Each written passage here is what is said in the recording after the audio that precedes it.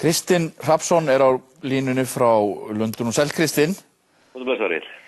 Heyrðu, sko þú maður sá þig bara á fréttamyndum í gær þar sem þú sast í pallborðið. Það var verið að kynna þennan feikilega mikla leka sem að kom á Wikileaks. Það þessi skjöl sem að segja sögu af Íraksstríðinu.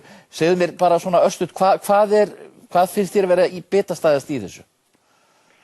Það sem við erum mest athygli í þessu er náttúrulega til sögur af staðfestingar á því að Bandaríkja her gaf þá fyrirskipun til sína hermanna að þeir ætti ekki að grípa inn í eða eru vitni af pyntingum af hálfu Íraka og íraska hersins eða lögreglunar.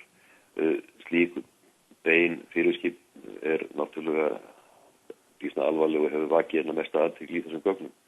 En það er náttúrulega margt þarna annað sem er mjög sláandi, miklu hærri staðfest en dánumtala óbreyttra borgara og í raun sýna þessi skjöl að Bandaríkjamenn þó hafa fullyrt að þeir verið að telja látna hafa sannlega gert það og haldið því leyndu.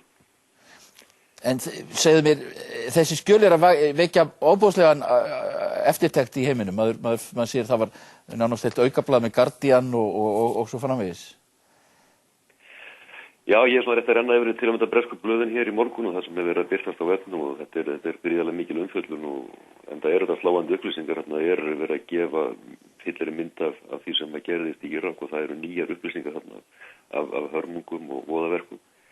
Þannig að það er ekki að undra þó að þetta veiki nokkur athygli. Nick Clegg hérna í Bretlandi í morgun sagði að það yrði rannsakað hér þáttur breskra herja í mögulegum pyntingum. Nú erum að heyra það að Sameinuðu þjóðirnar kalla á rannsókn á því sama. Þannig að þetta er ekki mikla athygli. Þetta er eiginlega stærri sprengja en Afgansskjölin sem birtust þarna fyrir þessu ári, í raun og veru. Hvað viðbröðin var þar? Já, þetta eru öðruvísi viðbrögð. Einhvern veginn þegar Afgansskjölin, þau alltaf voru færri, það var náttúrulega ég heildi 92.000 skjöl, þetta eru 391.000 skjöl sem að núna er að fara út, að viðbrögðin eru töluvert önnur. Þá var eiginlega lekin meiri frétt en það sem var í skjölunum, sem betur fyrir nú töluvert öðruvísi núna, menn er að fókusa á það sem að á sögur sem að er að hægt að draga út úr þessum upplýsingum og það eru alvarlega sögur og mögulega kann að hafa spilað inn í að einhver leyti gagnvart Afganistan að það eru náttúrulega ennþá stígandi í átökunum og það verkefni er sem má kalla er náttúrulega vissulega ekki búið. En hvað með viðbrögð Bandaríkjastjórnar? Já, Bandaríkjastjórn gaf út þessar upplýsingar sem var nú bara fordæming á birtingu skjalna sem var nú svona frekar innan tómt og órökstutt að þetta gæti valdið einhverjum skaða.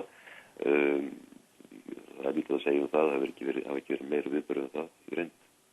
Já, en það hefur verið talað að þeir hafi verið með heilt teymi í Pentagon sem hafi verið svona að undirbúa viðbrögð við þessu og fleira. Já, þeir eru búin að vera með teymi held ég 120 manna, Wikileaks teymi í Pentagon og fulltrúar frá varnarmálaráðuneytinu og FBI og merkilegt veiða pening og skakkreiðenda þar í slíkt verkefni. Það hefur ágætt að ég hef haft þetta fólk hér til þess að aðstofa við það verkefni sem ég hef verið að vinna sem er að vinna því að taka út nöfn úr þessum skjölum sem og upplýsingar sem geta valdið mögulega einhverjum skaða með óbreyttra borgara í Írak. Þannig þú ert búin að vera að vinna í þessum skjölum í dálítið langan tíma eða hvað? Já, allt frá því að í 3 mánuði eða svona frá því að þeim vinnustæðar ákvaða að afþakka frekar vinnuframlag frá mér. En hafið þið fundið Bandaríkjastjórn svona andanir hálsmálið á ykkur? Nei, ég hef ekki verið að sjá neina menn á götufótnum vera að tala í erminn á sér sko, ég satt það eða það hafa verið vísbendingar árásir á tölvukerfi og samskiptakerfi sem við höfum verið að nota, en ég get ekki svo snett fullyrt um það. En það er svo sem verið bara beinlínis yfirlýsingar af hálfu talsmanns Pentagon og frá varnarmálaráðherranum Gates og Mullen. Vísna harðorðar yfirlýsingar og illa dulbúnar hótanir mögulegar aðgerðir í garð Wikileaks. En hvað, er hægt að segja frá því hvaðan þess koma þessi skjöl? Nei, það ég meina ekki nákvæmlega svona eitthvað í áttina. Þessi skjöl náttúrulega koma frá hernum, þetta hernaðarskjöl. Nú til dæmis Bradley Manning sem að lag Afganistanskjölunum, það er talað um að hann muni fá fangis, eða nei, það var gömlu Íraksskjöl, fyrir Íraksskjölum var það ekki. Hann er ákærður fyrir að hafa leikið myndbandinu sem meðal Já, miðbandinu, já. Að hann hefði talað um að hann geti fengið 10-15 ára fangisdóm. Það er rætt það, já. Já. Þannig að það er býsna alvarlegt mál. Vissulega. En segðu mér bara í lokin, menn, það hefur verið talað um persónu Julian Assange og nú í gær var hann spurður á CNN um þessi mál hans í Svíþjóð og hann gekk út og bara kvaddi viðtalið. Já, hann var þráspurður það og varaði viðmælandi við hann teldi það lítið hæfið þegar að vera að tala um jafn alvarlega hluti og vera að birtast úr þessum skjölum að fókus væri á hans persónulega mál og ég reyndi þá geti verið alveg sammála því. Máli snýst alltaf hvað felst í þessum skjölum, hvaða sannleik þau eru að birta og það einhvern veginn er nú frekar mikið hjóma að mínum mati að vera einblína á persónulega málefni þegar að að ræða stærsta leka hernaðarsögunar með því alvarlegum upplýsingum og þannig að birtast. En hvernig er að vera í hringiðu svona viðburða? Það er náttúrulega einstaklega fróðlegt, það er ekki bara það náttúrulega mitt verkefni hefur verið hérna að snúa þessum hreinsunum þessari skjala og eins þetta halda auðvitað þetta fjölmiðlasamstarf sem er endur svona í viss kafli í fjölmiðlasögunni og hafi Jóhanna einhvern tíma átti erfitt með að smala á köttunum og þá get ég sagt það er mjög erfitt að halda jafn mörgum fjölmiðlum svona einbettum við efnið og að vinna saman. Það var náttúrulega einstaklega ánægjandi í gær að Daniel Ellsberg, þessi öldungur og eldhugi skulle hafa flogið hérna til London og verið viðstaddur og heyra hann segja það á blaðamannafundinum í gær að hann hafi verið að bíða eftir þessu í 40 ár. Eins og veist náttúrulega þá var hann svo sem að lag Pentagonskjölunum og var til þess að stuðlaði því að binda enda á Víetnamstríði á sínum tíma. En þið hafi verið sem sagt í sambandi við sérstaka fjölmiðla sem hafa verið svona að taka við þessu efni frá ykkur og voru í því að birta þetta strax á fyrsta degi? Já, Afganistanskjölun, þau voru unnin í samstarfi við Guardian, Der Spiegel og New York Times.